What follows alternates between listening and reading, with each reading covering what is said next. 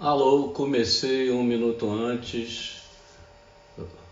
Pode ser precioso, mas eu fico aqui preocupado com a conexão, aguardando a Paula Lavigne. Eu já vou antecipando.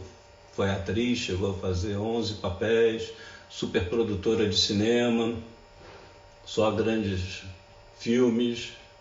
Acabou desistindo porque é difícil fazer cinema no Brasil e agora ela está atuando na área de produção musical, não só como empresária, tem um super elenco e, acima de tudo, mesmo não tendo cargo público, ela tem uma presença na vida nacional com temas sempre polêmicos, uma personalidade muito forte e vamos esperar ela entrar aí para a gente começar a brincadeira. É curioso, eu já fiz uma série de entrevistas na minha vida, eu nunca recebi tanta recomendação. Pergunta isso, não pergunta aquilo. Eu conheço a Paula, eu acho uma pessoa muito tranquila, mas vocês vão ver isso. Paula Lavigne. Peguei. Volta.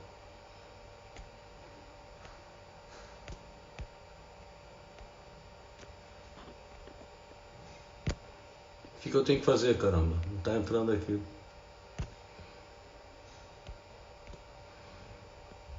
Você tem que pedir para entrar?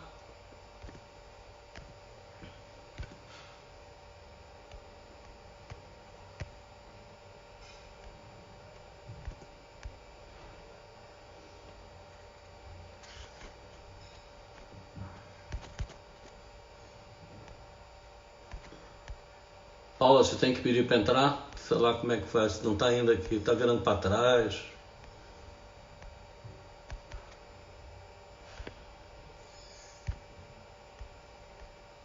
Acho que eu vou tentar de novo. Help, produção.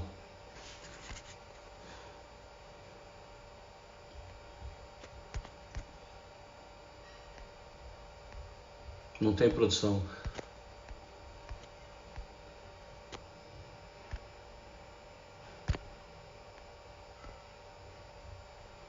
Paulo, acho que você tem que pedir para entrar. Estão me ouvindo?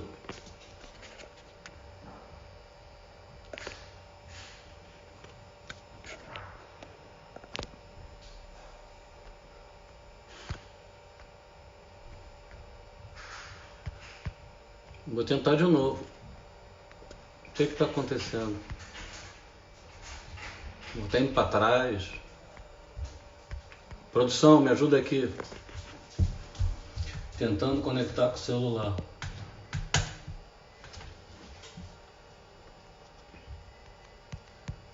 Não está entrando, né?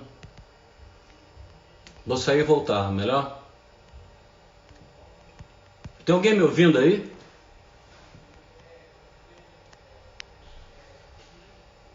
Paula, você me segue? Segue, né? Essa novela de sempre. Não, ela entrou ali naquela hora. Agora vai. Dá atenção. 10. Agora. Oh, foi, Agora. foi. Ei. Você sabe que eu fui a primeira redação de se informatizar de jornal, e aí a gente. O que você está fazendo aí? Tô botando o ar mais fresquinho. Eu tirei o ar que faz um barulho danado aqui, aí a minha produção condenou o ar. Não, Paula, A produção sou eu mesma. eu nunca vi um troço desse. Já entrevistei presidente, toma. Cara, eu tô uma semana assim. Não pergunta isso, pergunta aqui, até a roupa. De resolvendo assim. Não, não pode estar aquela roupa que você tem que não sei o que. Caramba, você Eu cria uma sou o quê? expectativa. Não, você cria uma expectativa muito grande. Eu já dei tua ficha antes de você entrar, não sei se você ouviu. Não vou repetir, que você sabe quem você é, mas eu queria começar logo, antes da gente chegar, digamos, na chapa quente. Não tem como não fazer perguntas de natureza pessoal. Eu, com 65 anos, passei agora a experiência, está na idade de ser avô mesmo. Como é que foi para você? O que é ser avó para você? Como é que foi essa história? Ai, olha, eu vou te falar uma coisa, Erlange. Há muito tempo que eu não ficava tão feliz. Era uma felicidade assim diferente, sabe? Uma coisa assim meio orgulho, com amor, com, sei lá, com a vida fazer sentido. Fui mãe muito nova, fui mãe com 20 anos. Então, assim, esse amor incondicional, eu senti todo de novo. Mas aconteceu que o meu netinho Benjamin, filho de Tom e de Jasmine, nasceu no meio da pandemia. Pandemia. Mas eles são, tipo, essa geração que é muito cabeça, né? Eles são muito mais evoluídos que a gente. Então, eles já estavam preparando o que eles chamam de parto humanizado, que é parto em casa. Eu venci um preconceito, Erlange. Eu era aquela perua que falava, meu Deus, tem que ir para o hospital, tem que dar anestesia, você não vai aguentar, nananana. Eu fiz duas cesáreas porque eu nunca entrei em trabalho de parto. E eu perguntava para o médico, eu falava assim, o Brasil é o país que mais faz cesárea, eu quero pelo menos entrar em trabalho de parto. O que aconteceria se não tivesse, se fosse antigamente? Ele falou, ia morrer ou você ou a criança. Então eu estava um pouco nervosa, porque, né, tinha tudo isso. E aí eles deram um show. A criança nasceu em casa, 9 horas da manhã ela começou o trabalho de parto, 1 hora da tarde já tinha nascido com a parteira. Mas você não estava por lá, não, né? Não me proibiram, imagina. Não, mas não por causa da pandemia, para a avó não se... Eu acho que mesmo que não tivesse pandemia, eu seria proibida, assim. Até a mãe da Jasmine, que é uma mulher maravilhosa, super experiente com netos e tudo, falou, não, minha filha é assim mesmo e tal. Ficou só eles dois e duas parteiras dentro do quarto. E aí, assim que nasceu, a parteira me ligou, falou, tá tudo bem, vem. E aí fui eu dirigindo, correndo, a gente não tinha saído de casa, eu e o Caetano, a gente botou um monte de saco plástico, não sei o que, e fui eu dirigindo, correndo, assim, coração batendo. E foi tudo lindo, maravilhoso, nota 10 num ambiente dentro de casa, sem risco nenhum. Mais um preconceito que eu venci.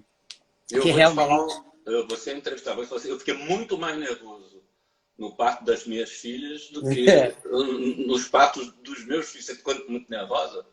Cara, eu fiquei nervosa, mas eles estavam tão seguros, eles dão tanto show, assim, eles sabem, eles estavam tão preparados que eu também não queria fazer a histérica, a voz histérica, entendeu? Então... Mas, assim, e o Caetano falando assim para mim, deixa de ser boba, eu e todos os meus irmãos nascemos em casa. Isso antigamente era assim, as duas vós do Caetano eram parteiras, as duas, dos dois lados, eram parteiras de profissão. E ele falou, isso é uma bobagem que você está com esse grilo e tal, mas sei lá, a gente vê tanto caso, né?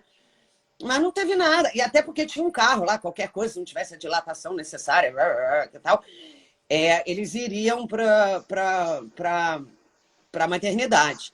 E o Caetano falou, deixa de ser boba, isso não é assim. E aí foi ótimo, fiquei feliz. Mas no seu estilo que já é meio de... Você mesmo fala meio de general... Agora na pandemia, assim, você é aquela avó que vai ficar em cima, tá fazendo não, isso, eu vou tá ser uma aquilo. avó que vou tentar conquistar dos meus meios, no meu charme. Eu ainda não sei quais são os recursos que eu vou usar. Mas você vai ficar em cima. Cara, eu vou esperar o meu momento ali, sempre que eu puder. Tô aqui. Mas eles são muito bons pais, assim. Não sei se vai sobrar muito para mim, mas sempre tem, né? Uma viagem, uma saída que precisa de alguém ajudar. Eu estou nessa esperança aí, que em breve... Eu fiz o dever de casa e achei divertidíssimo que você se definindo. Eu sei que você é uma boa mãe, mas você considerou como boa definição de boa mãe que nenhum filho repetiu de ano, nem teve cárie. Eu achei isso o máximo. Mas você era uma mãe pentelha? Não, eu não era uma mãe petelha, assim. Eu acho que eu e Caetano a gente dividiu bem. A parte de escola, assim, sempre foi uma coisa pro Caetano fazer. Eu nunca fui numa reunião de pais, nunca. Caetano ia a todas, porque imagina, se eu vou para uma reunião de pais, se o Caetano é o pedagogo da família. Então, acho que a gente se dividiu, assim. E ele era muito chato com os meninos. Negócio de português e não sei o quê, não sei o que mais lá. Mas de estudar em casa. Estudar em casa, de prestar atenção. Ele ficava... Coitada das professoras da escola. Ele ia lá, dava palpite, se metia, dizia que a criança já tinha que saber crase, que esse negócio de... Então, assim, eu acho que a gente se dividiu bem nas coisas que eu acho que eu podia operar e ele do lado de lá. Sempre a gente fica meio assim, né? De alguma maneira, às vezes eu acho eles... Um outro dia, um amigo meu falou assim para mim, você não é mãe dos seus filhos, você é secretária deles. Eu acho que toda mãe é um pouco de secretária, né? De filho. Não... Ou eu que sou produtora, eu não sei. quando comentei, é entrevista informal, que eu nunca fiz entrevista, mas assim, quando eu comentei com a Mariana, ela se definiu como produtora, aí a Mariana falou, perfeito, mãe é produtora Meio mesmo, né? produtora e tal. É, Então, às vezes o Caetano fala, esses meninos são mimados. Não é mimados, mas também é assim, como eu sou produtora, já tenho prática, e eles também viram a vida inteira eu resolvendo os problemas para o país, se é produção, então eu acho que tem um pouco essa referência, assim. Liga para minha mãe, entendeu? Que ela resolve. é. E eu resolvo mesmo, então, sei lá, se estiver errado também, está errado com muito amor. Deixa eu misturar a coisa assim. Você já deve ter visto o ofertório, sei lá, dezenas de vezes. É, eu sei que você fica ligado no som, no barulho e tal, não sei o quê. Como é que é para você ver seus filhos cantando? Você se emociona, já não se emociona mais? Como é que é Não, esse assim, troço? quando o Caetano veio com essa ideia, eu falei, você tá louco, você quer me mandar para o hospício, porque eu não vou aguentar. Não vou aguentar mesmo, porque, imagina, 4 artistas, né? Porque não é assim o Caetano e os filhos de música, eram os 4 artistas, era um show dos 4. Você viu Né? 2 ou Não, 3 vezes, né? e são ótimos. Então, entre a primeira vez que eu vi no Brasil e depois que eu fui para Lisboa, é impressionante Melhorou muito, né? como Você viu no cresceram. net ainda, né? Eu achei o show de Lisboa melhor do que o que eu vi Não, no Rio. claro, você viu depois de um ano, ali era a É, estreia no net e tal. Então, no início, assim, eu ficava muito nervosa, muito porque eu não sabia o que ia dar. Então foi uma decisão minha como produtora fazendo um lugar pequeno, no Net Rio, que era um teatro relativamente pequeno para os teatros que o Caetano faz show. E a gente fez tipo uma temporada, Rio e São Paulo, toda semana, toda semana. Então foram 18 shows num mês só, o que foi maravilhoso, que deu para a gente fazer uma experiência, todo mundo se conhecer trabalhando, porque uma coisa é você ser mãe, outra coisa é você ser produtora, empresária de um show. você é dura com E eles também? Ordem você diz que você não é dura, você dá ordem de comando. Você é dura eu com dou eles? ordem de comando, mas eu vou falar um negócio aqui para você, eu não tenho a menor moral com meus filhos. Eu não tenho a menor moral com meus filhos. Assim, Moreno ajudava muito com essa coisa com eles, que às vezes cada um tinha uma mania diferente. Moreno é profissional, já está na estrada há muito tempo, já é super maduro, um ótimo profissional. Moreno ajudava muito, Caetano ficava sempre omisso nessas partes assim, mas a gente foi se acostumando. O Tom não gostava muito de viajar, sofria muito com aeroportos, hotéis, não sei o quê. Cada um tem um jeito. A gente rodou o mundo inteiro, o que tinha um lado maravilhoso, assim, mas viajar hoje em dia é um negócio cansativo, né? É. O aeroporto, você não faz mais uma hora de aeroporto, você fica no mínimo entre translado, chegada, né?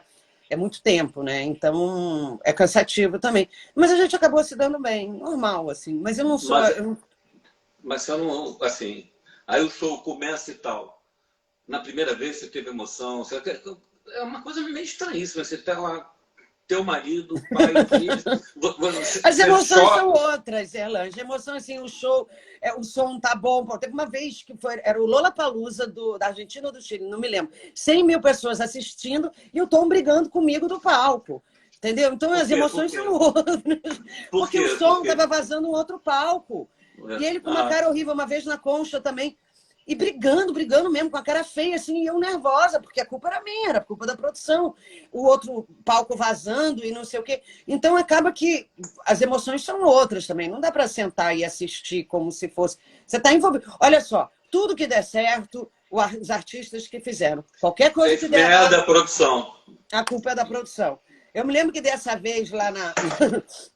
Acho que foi na Argentina, gente, que vazou outro palco. Sei que eles saíram do palco. O Zeca olhou para minha cara e me deu um esporro. O Tom olhou para minha cara e me deu um esporro. O Caetano olhou para minha cara e me deu um esporro. E o Moreno fez assim para mim.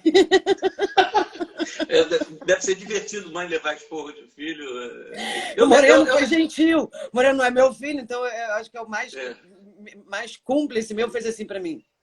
eu também Tipo, vivo de deu merda, emoção. né, Paula? Falei, deu, o que eu posso fazer? Nossa, esse dia foi horrível, eu levei muita bronca. E eles tinham razão, aí você tem que pedir desculpas e dizer, a produção falhou, desculpa, vamos tentar, enfim, da próxima Eles não, vez. eles não ameaçaram trocar de produtora, não, né? Como? Aí não dá. Agora, a primeira vez que você ouviu o Zeca cantando Todo Homem Precisa de Aí uma eu chorei. Mãe. Aí eu chorei. Todos já tinham ouvido, tem essa mania aqui em casa. Eu sou aquela que é a última a saber de tudo, né? Dessas coisas de música. Todo mundo já tinha ouvido, aí o Caetano, tipo, falou, pô, Zeca, sua mãe ainda não ouviu, canta. Aí eu me lembro que foi lá na casa, a gente estava morando em Ipanema ainda, ele cantou, aí eu chorei, aí eu não aguentei, chorei muito. Chorei muito. Chorei mesmo. Mas aí logo depois ele disse que não tinha nada a ver comigo. Filho é uma coisa maravilhosa. Não? Acho que filho gosta de torturar a mãe, gente. Eu não sei, é um negócio Pai também, assim. pai também. Mas mãe mais ainda, acho que mais ainda. Não, mas também tem a coisa assim da mãe esperar muito mais do filho, de que tem um reconhecimento. Eu não vou. Você é mãe judia ou mãe italiana? Ou as duas? Eu sou mãe judia.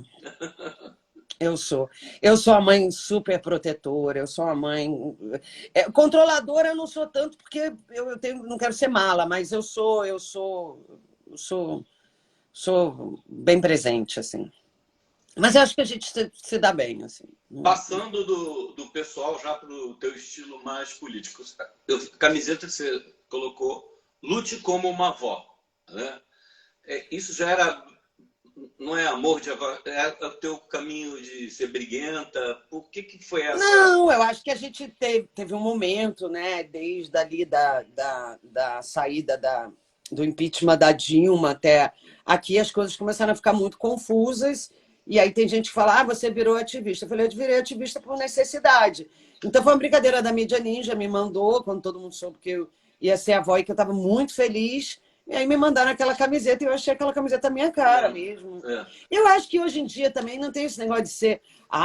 ser avó é um problema, porque significa que você é velha. Até porque não tem problema de estar velha. Eu tenho 50 anos e adoro ter 50 anos. Né? Como dizia a dona Cano, da outra maneira é muito pior, né? Do que ou você envelhece ou você morre. Então, eu não tenho problema com isso, ser avó. Eu tô adorando. Então...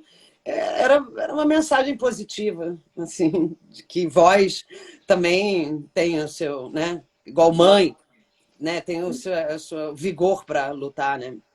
No capítulo, assim, digamos, da briguenta, eu me levantei assim, você tem processo contra o Olavo, o Marco Feliciano, o Olavo tá ferrado, né? Vocês não vão aliviar, né? O Olavo já teve a condenação. Mas e aí, vocês não vão aliviar, né? Não, ninguém aliviou para a gente não vai aliviar para ninguém. O juiz mandou, chegou a esse montante enorme de 2 milhões e tanto a multa, porque ele subestimou a justiça e aí o juiz mandou ele retirar as ofensas, ele não retirou e tinha uma multa por dia, e ele simplesmente ignorou, então foi juntando aí, e aí fez um montante muito grande. A condenação mesmo era bem menor, eu não me lembro exatamente, mas era tipo 40, 50 mil reais, só virou 2 milhões porque ele simplesmente ignorou a ordem da justiça. O Marcos Feliciano, a gente teve que entrar no Supremo, que ele tem foro privilegiado, e esse negócio do foro privilegiado está mudando muito, está sendo rediscutido, e os ministros entenderam que realmente não era um caso de foro privilegiado e foi passado para a primeira instância. Então, agora vai ser julgado pela primeira instância. Mas teve... Os dois casos é a história da pedofilia, é isso? História da pedofilia. Pedofilia com 16 anos, né? Não, na verdade foi até antes. Mas o que acontece é o seguinte... naquela época não tinha essa lei, né? O estupro voluntário, que eu acho que veio depois, né? E eu acho que assim, sabe o que eu acho engraçado, Hernandes? É que é muito cinismo, né? As pessoas não estão preocupadas com a vítima. A vítima sou eu, aqui a avó falando de uma família feliz, graças a Deus, né? Então, assim, realmente é uma coisa de uma hipocrisia enorme para querer inventar uma coisa, porque todas essas situações dependem das situações e tudo mais. E assim, minha família próxima, meu pai, entendeu? Quer dizer, é um caso totalmente fora. Pedofilia é uma doença, um crime sério, entendeu? Quer dizer, você querer colar isso no Caetano, e foi justamente na época que eles estavam organizados para colar isso, então tinha um financiamento para isso, a questão das fake news, que a gente está ouvindo falar agora. Nós fomos as primeiras vítimas dessa metodologia de financiamento para essa rede criminosa. Era. Robôs? Oi? Já eram robôs? Já era um esquema? Já eram robôs, super. Ficou Então, 8 horas nos vocês CTs. são os precursores da fake news? Não, como artistas. Como É. artistas. Já estava rolando na política. E eu vou te dizer o lado bom disso aí. Como artista, nós fomos os primeiros. E aí começou a subir nos TTs, a hashtag Caetano Pedófilo. Eu sem entender aquilo, imagina, a gente andava na rua, ninguém agredia a gente, como nunca agrediu. Aí me ligou o Fábio Malini. Eu liguei para o Fábio Malini. Alguém me deu a dica do Fábio Malini, que é um especialista da Universidade do Espírito Santo. E aí ele começou a falar, não, Paulo, isso não são pessoas, são bots. Quer dizer, na verdade, são pessoas atrás de perfis falsos. Falei, o quê? 5 anos atrás isso. E aí ele começou a me ensinar tudo sobre bots. Eu fiquei completamente obsessiva sobre esse assunto, fui estudar tudo. Então, eles gastaram um bom dinheiro ali. Eu fui estudando tanto que eu cheguei até uma conta lá de 300 mil reais, que foi a ação contra a gente.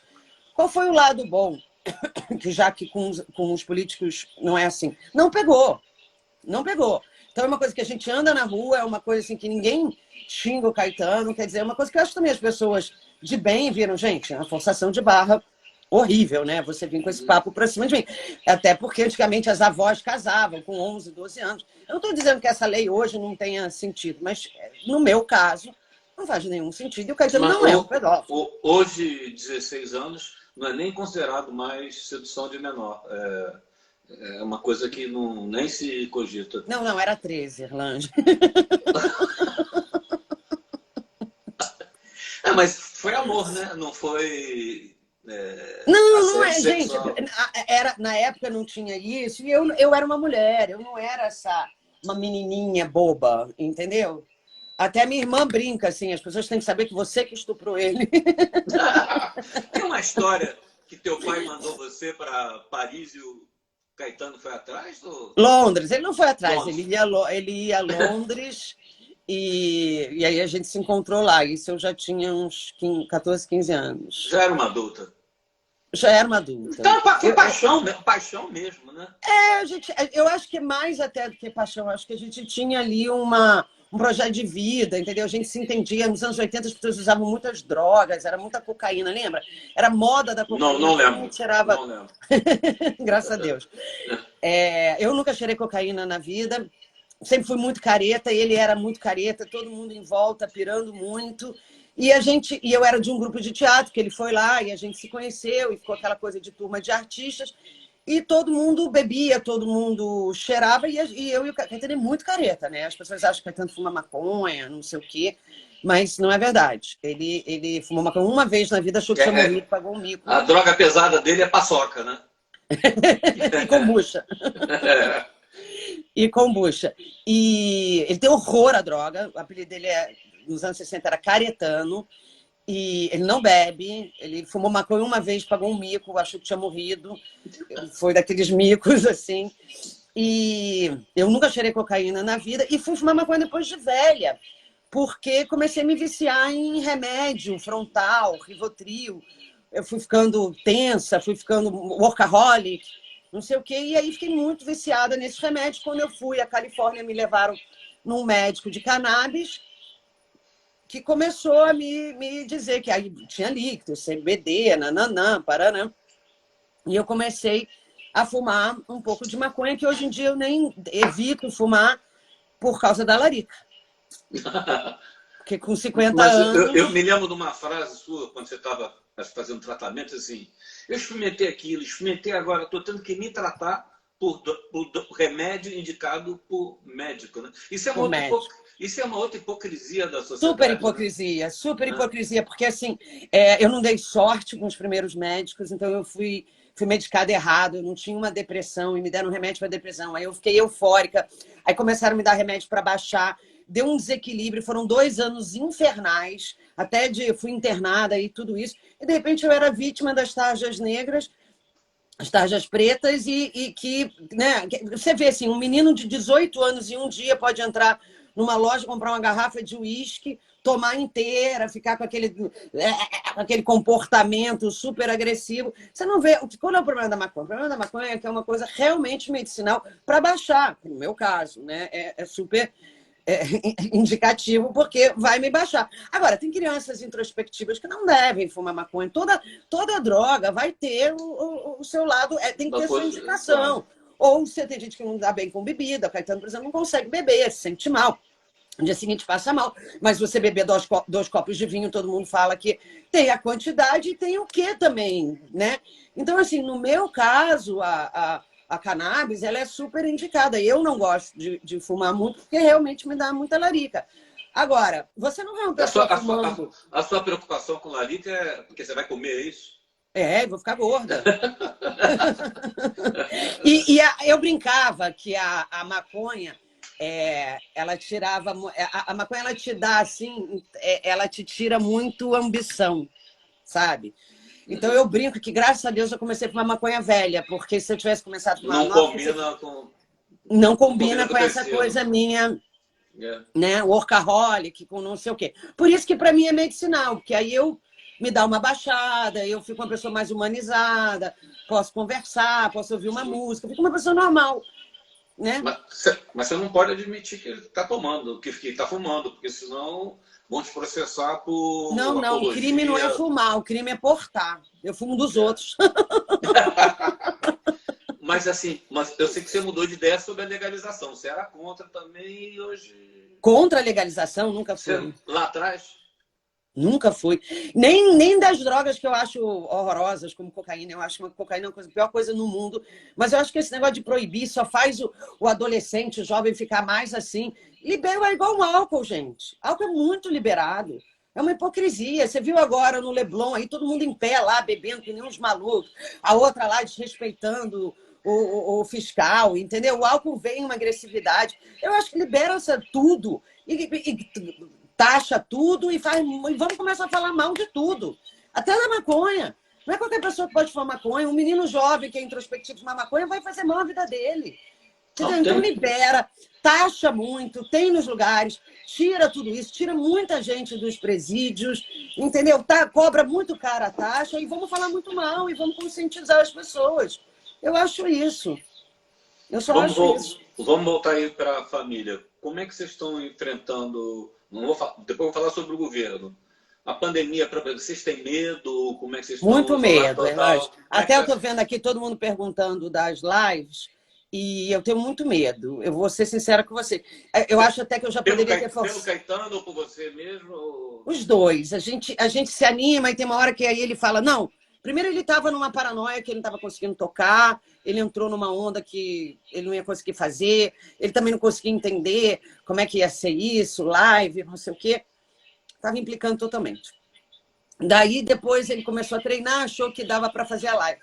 Mas aí, quando a gente para, sei lá, me dá uma paranoia. A gente já está 3 meses confinados para agora botar a gente dentro de casa, mas pode ser que a gente faça, vamos ver. Eu tô sentindo, e aí tem umas propostas, eu tô vendo, enfim. Eu não estou no time da cobrança, não. E sei que o Caetano, ficam dizendo que você fica aborrecendo. O Caetano não está nem um pouco Não, isso é brincadeira, gente. Isso é brincadeira de quarentena que a gente fica... Eu acho que eu nunca fiquei tanto tempo só com o Caetano, assim, trancada. Eu conheço ele dos 13, eu tenho 50 anos. Acho que nunca passei 4 meses confinada com ele. Então, tem uma hora que você começa também a se divertir, brincar, filmar. Enfim, é a nossa diversão também. Tá todo mundo brincando de live. Eu não fico aborrecendo ele, a gente fica brincando. Palhaçada. Eu também vi que na história assim, da volta de vocês, né? Você diz que vocês trabalham tanto... Vocês praticamente não convivem como casal. É isso mesmo? Não, eu acho que a gente convive como casal trabalhando junto. Por isso que dá certo, entendeu? Esse show, eu fui obrigada a viajar inteiro, todas as turnês, por causa dos meus filhos. Normalmente, eu monto um show do Caetano, eu acompanho o início, quando a equipe está treinadinha, eu posso ficar um pouco mais solto. Mas o ofertório, não. Meus filhos não deixavam. Eles queriam que eu tivesse em todas as apresentações. Então, foi um grude danado. Durante 2 anos e meio, a gente rodou o mundo. Mas em shows normais eu fico mais. Tanto que eu fiz outras coisas. Fiz cinema, fiz várias outras coisas. Faço outras coisas. Não trabalho só com o Caetano. Hoje, esse negócio de pandemia, a gente perde o dia. Lançamos o disco do Irã, que é um rapper LGBT novo, de Alagoinhas, da Bahia. Maravilhoso, que eu queria que todo mundo ouvisse. Enfim, já lançamos Maju aí, estamos fazendo outras coisas. Eu gosto dessa coisa. Já tá fazendo merchandising. Mas eu juro que eu ia te perguntar. Vamos voltar. Mas eu tenho muita curiosidade que eu não sei. Quem é teu elenco hoje? Então, Mosquito, artista de samba, partideiro, maravilhoso. Dônica, que é a banda dos meninos, do Tom e tal, todos influenciados por Clube da Esquina, aquela coisa, né, com aqueles arranjos sofisticados. Tereza Cristina. Que é um fenômeno, né? Fenômeno. Tereza Cristina. Rainha das Lives. Rainha das Lives. Impressionante. Sabe o que é? A Tereza sabe muita música. Essa turma de samba, eles ficam, como um negócio de ensaio de samba, roda de samba, eles ficam 5, 6 horas sem repetir música, gente. Essa turma, você vê o Xande de Pilares, o Mosquito, você senta com essa turma, eles podem cantar 10 horas sem repetir uma música. É impressionante como eles conhecem música, como eles têm uma cultura musical forte. Então, Tereza, agora, nas lives, tá indo super bem. A gente vai lançar agora um novo disco dela. Tem que chamar live. Tereza Live. E Maju lançou alguns singles e a gente está preparando o disco e Irã saiu hoje. Tereza está na capa da Vogue, estou vendo aqui escrito. É isso. Então é muito trabalho que a gente tem mais todo o lado do ativismo. Eu vou falar do ativismo, mas foi a provocação que eu fiz durante a semana e esqueci de fazer minha primeira pergunta. Como é que você virou gorila no cinema nacional? Porque acho que é uma coisa interessante, porque é um pouco do perfil seu de empresária. Conta a história aí. Como você virou monga. Não, é porque era a última semana de filmagem. Como todo mundo que faz cinema sabe, a última semana de filmagem a gente já não tem mais verba, porque algumas coisas no meio do caminho foram estourando, né? O cenógrafo te estoura, todo mundo te estoura, a produtora se ferra. Na hora de despachar, que vem aquele requerimento do elenco, tinha a cena da Monga Mulher Gorila e tinha escrito assim: Monga Mulher Gorila, modelo com bom corpo, R$2.000. Falei, modelo com bom corpo? Eu vou fazer. Aí foi um estresse, assim, toda a minha produção. Que isso, chefa? Que isso, chefa? O cara fala assim, essa Paraíba para virar no não sei o quê, tem uma fala super preconceituosa. Falei, gente, que bobagem. Aí botei uma peruca loura, uma lente azul e fiz a cena e economizamos R$2.000. Por que você não seguiu? Eu acho que você tem outras participações. Não foi um barato você seguir carreira de atriz? Deus me livre, eu não tinha vocação para aquilo. Todo mundo mandando em mim. Em primeiro lugar, você já trabalha quando alguém acha que você tem que fazer aquilo. Por isso que muitos atores, atrizes começam a produzir seus próprios espetáculos, né? Porque você tem que depender do diretor achar que você vai fazer aquele papel bem. Então você já começa dependendo dos outros. E eu comecei muito novinha, eu fiz um teste com 14 para 15 anos para o Anos Dourados e passei. E fechei o meu contrato super bem. Eu me lembro que, na época, teve a história do Vando, lembra, coitado? Ele morreu magoado comigo. Porque eu fui fechar o meu cachê. Eu não conheço a história. Uma piadinha que ele... Tadinho, ele tinha toda a razão. Foi meio grosseira, mas não era de todo mal. Eu fui fechar o meu cachê na Globo, e aí, enfim, precisa dizer o nome, o produtor lá do outro lado, eu já tinha um namoro com o Caetano, e aí eles fazem muito essa técnica, assim, quando você quer ganhar, e depois vai te deixando meio sem graça. Aí eu falei, ele falou, nossa, tudo isso só porque você é a namorada do Caetano? Eu falei, então chama a mulher do Vando. Levantei e saí. A mulher do Vando vai ser mais barata, Caetano é Caetano. Aí virou um folclore danado, essa história foi para lá no jornal. Aí o Vando falou que ia me processar, eu pedi desculpas a ele, mas o que eu estava querendo falar era uma coisa de equiparar de mercado, né? Já que ele estava achando que eu estava pedindo. E realmente o Caetano tinha um cachê mais alto que o Vando, mas não era nenhuma ofensa pessoal, era só uma piadinha. Bom, vamos agora para a política. Explica aí, primeiro, 342 é linha de ônibus, como é que você arrumaram esse número aqui? Por que é 342? Explica que eu tenho 342. Pode virar uma linha de ônibus para Brasília. Não, tem, eu pesquisei, não sei para onde leva, mas tem. Por que surgiu? O que é o 342? Vamos lá. 342 é o número necessário de deputados para você empichar um presidente. Que idiota, claro. Você precisa de 342 votos na Câmara dos Deputados para ter o impeachment de um presidente. Então, quando veio o impeachment lá do Vampirão, a gente... Do Vampirão não, da Dilma. Não, da Dilma não. A gente começou depois. Foi nas denúncias do Temer. Da Dilma não. Da Dilma a gente ainda estava ali. Aí o que a gente queria que tivesse 342 era a denúncia do Temer. Foram duas. Entendi. E aí a gente fez um site onde a gente marcava os deputados que iam votar a favor e os que iam votar contra e os que estavam indecisos. A minha turma, um grupo de artistas que resolveu se manifestar. 342 é um coletivo de artistas que se reúne em torno de uma pauta. Ninguém é do 342, eu tenho uma carteirinha 342, sou obrigado, 342 paga, associação 342, nada disso.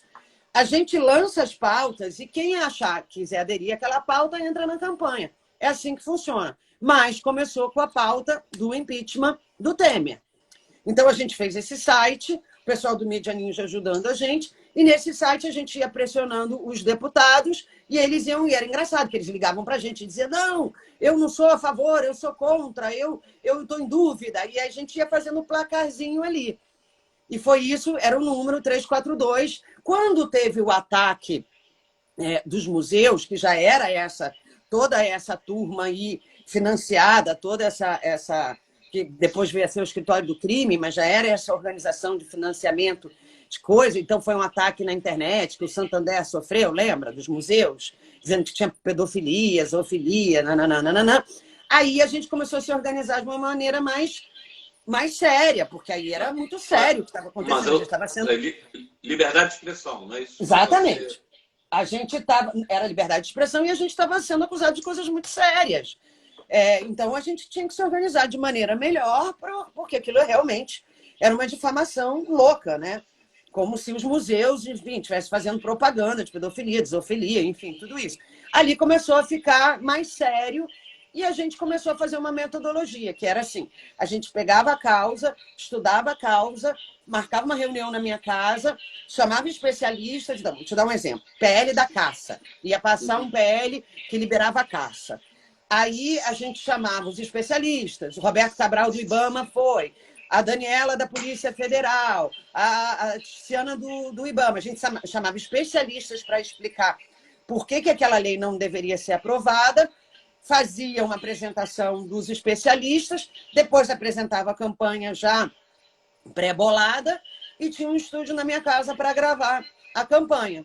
Então, a gente já saía com um bem bolado dali. As pessoas não eram obrigadas a gravar, gravava quem quisesse, fazia quem quisesse, enfim. O 342 é muito isso, adere quem quer e pela causa que quiser. Tem gente que entra muito em coisa de meio ambiente, não entra em outras. São muitos assuntos, né? Eu vou passar pelos assuntos, eu só queria pegar... Teve um troço que eu achei meio contraditório e tem uma versão aí. Como é que vocês podem ser obcecados por liberdade de expressão e terem feito um movimento contra as biografias? Aquilo não foi um movimento contra as biografias, aquilo foi uma... Deixa eu te interromper. Tem uma versão que diz que vocês toparam isso só para trazer o Roberto Carlos para o grupo. Não, o grupo surgiu por causa do Roberto Carlos. A associação foi feita por causa disso, ao contrário. A gente nunca pensou em ter uma associação. Aquilo era um assunto do Roberto já de muito tempo e que a gente entrou meio ali sem saber que a coisa já estava tão organizada e que foi virando uma truncação danada. Agora, se você pegar o Saia Justa hoje, você vai ver eu falando, na minha boca, dizendo que a gente não era contra a questão das autorizações, que devesse ter autorização. O que a gente queria discutir eram os termos. Tanto que agora nenhuma biografia saiu e os editores estão dizendo que é pós-censura. Por quê? Porque não se discutiu. O que a gente queria discutir é exatamente isso. Só que era um assunto já do Roberto Carlos com os editores já muito inflamado.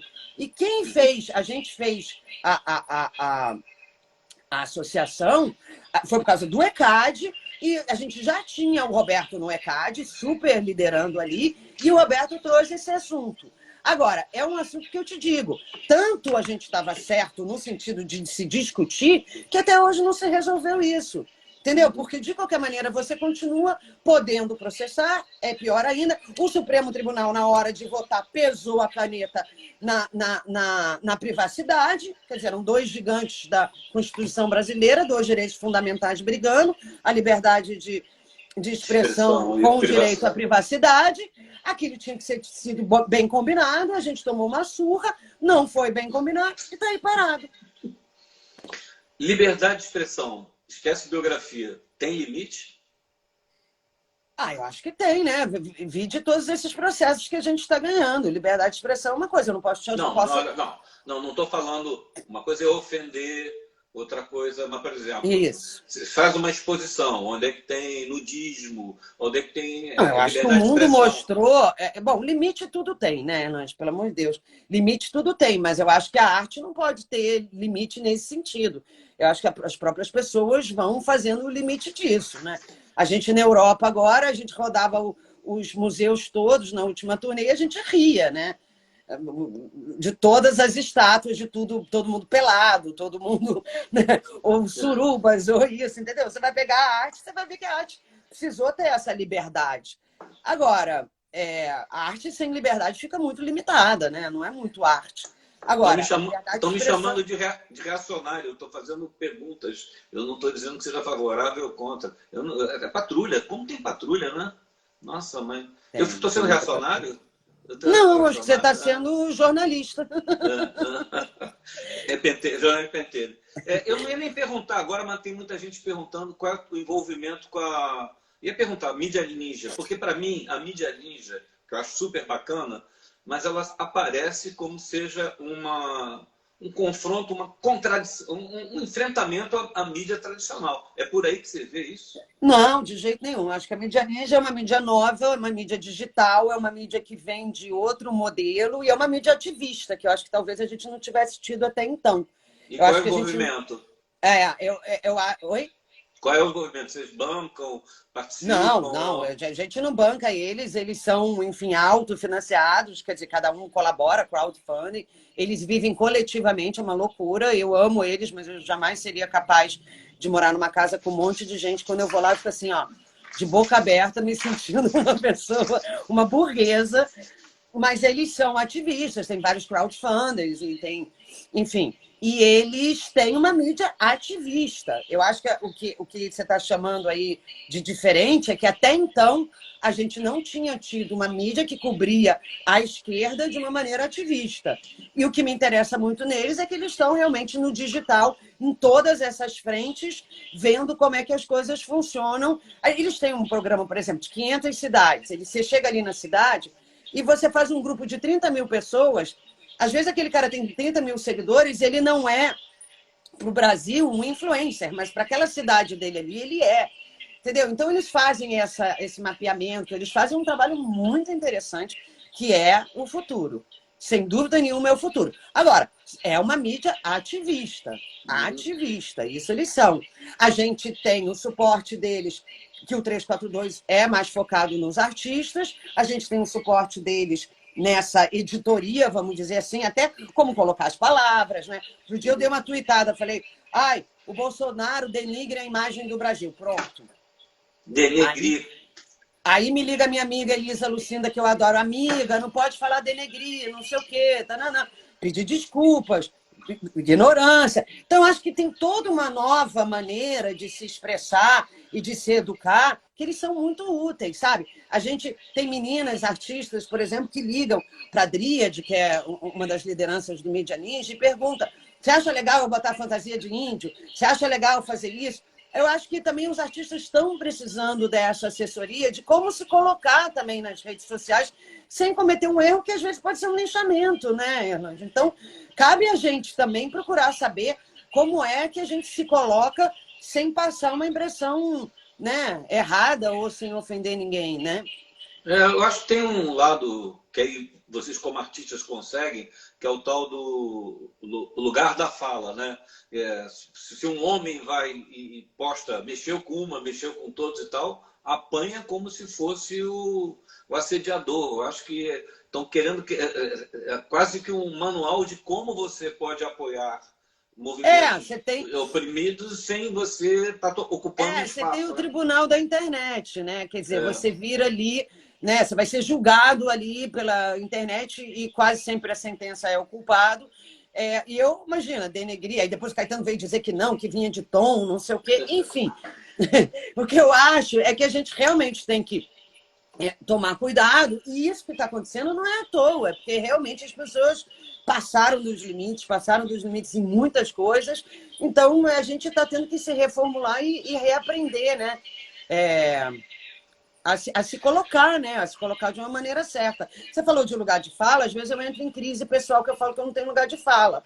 Até quando aquele senador, ele implicou comigo, o Magno Malta, eu te fiz uma foto fumando um beck no Uruguai, aí ele falou que ia mandar me prender. Aí eu falei, pô, senador, você vai me fazer um favor, porque aí eu vou ter uma causa só, um lugar de fala só, vou viajar aos melhores países, fumando os melhores becks, e ainda vou ganhar em euro, entendeu? Ou em dólar, vou para o Canadá, vou para o Colorado, vou para Amsterdã, e vou virar só legalize. Então, eu também, às vezes, fico com esse problema. Eu sou uma pessoa que... A gente tem esse movimento que vai em muitas frentes diferentes.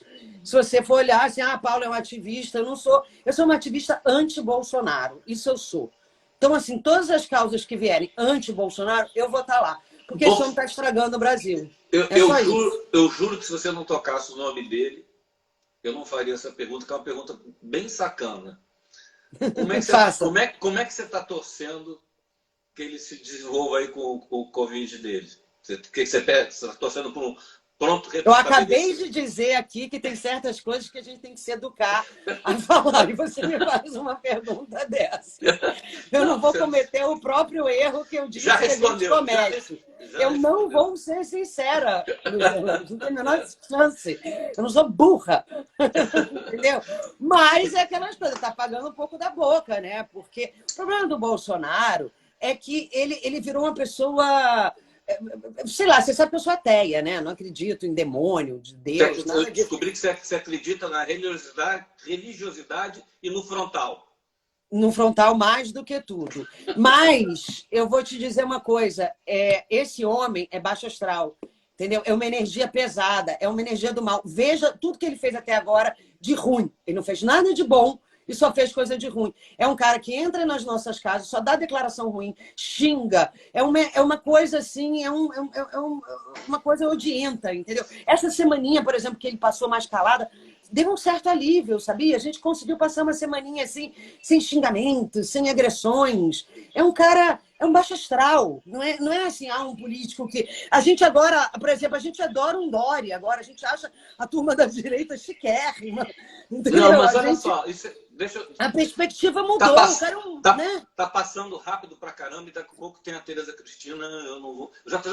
não vou nem devia falar. Eu falei que não ia dar tempo. Não, sabe quem tá competindo com o Ringo Starr? É uma sacanagem, tá? Não vou falar que vai para todo mundo passar para lá, tá fazendo 80 anos ele, mas é uma live muito caída, ele não canta, não tem grande... Eu tenho certeza que você atrai mais. O produto básico de vocês, que é a propriedade intelectual, criação, que mexe com uma cadeia produtiva que a Unesco já escreveu várias vezes que o futuro do Brasil seria a economia criativa. Esse negócio de direito autoral... Ferrou, né? Google, Facebook, não, hotel... Ferrou nada. Não ferrou nada. Como é que tá isso? Não, a União Europeia está muito bem em relação a isso. O que ferrou foi o Bolsonaro. A gente estava muito bem no MINC, a gente tinha um departamento chamado DDI, Departamento de Direitos Intelectuais, que era liderado pelo Marcos Souza, que é o maior expert no assunto. Foi aplaudido de pé na OMP. A gente estava na vanguarda do mundo da política com digital. E aí veio tudo isso. Temer, que acabou com o MINC, né? E aí depois voltou, mas já voltou meio, né, troncho. E aí depois veio o Bolsonaro com essa pauta de destruir a cultura. Isso é uma pauta. Isso é uma coisa ideológica. Eles querem destruir a cultura. Só que não existe país sem cultura. Isso não existe, entendeu? Então assim, não ferrou. Quer dizer, ferrou nesse momento agora, mas isso é uma coisa da indústria mundial da música. E o direito autoral vai ser sempre defendido, porque senão essas pessoas vão viver de quê? Entendeu? Os autores são uma profissão, então, ou você mesmo escreve livros. Você vai viver de quê? Se o cara puder pegar teu livro, ler seu livro sem você ser remunerado.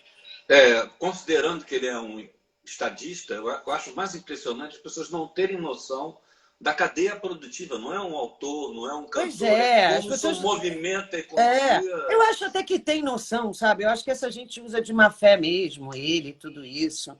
Acabei de ler um negócio aqui que kombucha é melhor que frontal, não é não. Eu fui tomar outro dia 10 kombucha, fiquei sem dormir. Diz que esse negócio liga. Fiquei falando pra caramba, parecendo uma doidona. Não, vamos lá que eu tenho que correr aqui.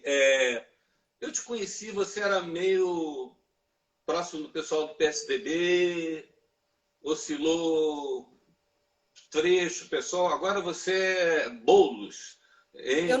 Eu sou para extrema esquerda? Eu não sou nada. Eu sou o que eu quero ser na hora. Eu acho que a gente tem que ser livre. Eu acho que esse negócio, entendeu? Primeiro tem momentos. Né? Tem gente que falou assim, você foi para a extrema esquerda. Eu falei, fui empurrada para a extrema esquerda. Entendeu? O Boulos, outro preconceito vencido na vida. Ele foi apresentado a ele lá em casa e tal, achei ele legal e tal, mas eu realmente tinha essa imagem de invadir o MST, o MTST. Quando eu fui lá numa ocupação do MTST, eu, produtora, toda certinha, gostando das coisas direitinho, fiquei encantada. Tudo organizado, tudo direitinho. Cada pessoa que tem uma barraquinha daquela tem um número. E tem, então, por exemplo, e você tem a lei, você tem o dinheiro, você tem tudo para fazer. Então, a gente teve uma história muito próxima da ocupação de São Bernardo, que eram 4.000 famílias. E eu dizia assim, perguntava para eles, todos muito articulados, sabendo o que estavam fazendo, cozinhas coletivas. Mas beleza, um negócio assim muito organizado. Não pode beber lá dentro. Fumar um beck, então, nem pensar. Não pode nada. Era uma coisa assim muito organizada. A vitória que a gente teve, não conseguimos casa para 4.000 pessoas. Conseguimos fazer um acordo com a prefeitura para 2.000 coisas. Quem são os 2.000 escolhidos? As pessoas que mais se envolveram no projeto, que mais foram lá, que mais cozinharam, que mais estiveram atenta. Tem a turma que faz a ronda, tem a turma que cuida disso, tem a turma que cuida daquilo. Então, as pessoas que mais se dedicam, elas têm ali, elas vão ganhando uma pontuação, entendeu? Então, eu achei um método incrível. E aí eu comecei a estudar. Por exemplo, uma pessoa, quando o Caetano ficou chocado, porque quando ele descobriu que um terreno ou um prédio era desapropriado, não é que ele é desapropriado e o proprietário não ganha nada, não. Ganha. Só que ganha preço de mercado. E os caras ficam comprando prédios e ficam com terreno para especulação imobiliária, entendeu? E está lá na Constituição, que tem que ter uma utilidade o terreno.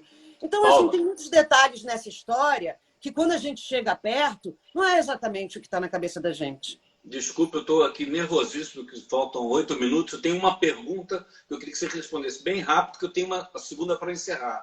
Você não fica muito puta da incapacidade da esquerda, dos progressistas se unirem? Sempre tem picuinha de um lado. Eu pensei, você não fica... Como é que você vê essa situação? É vaidade? É o quê? Não sei, eu acho que é porque a gente fica querendo, muita gente que fica querendo coisas ideais e talvez a gente não consiga.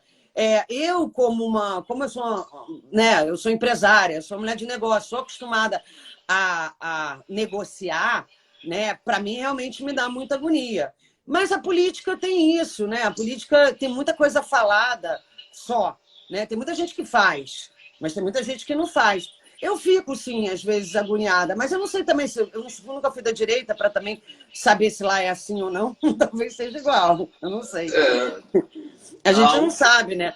Não, assim... Você não acha que o Centrão...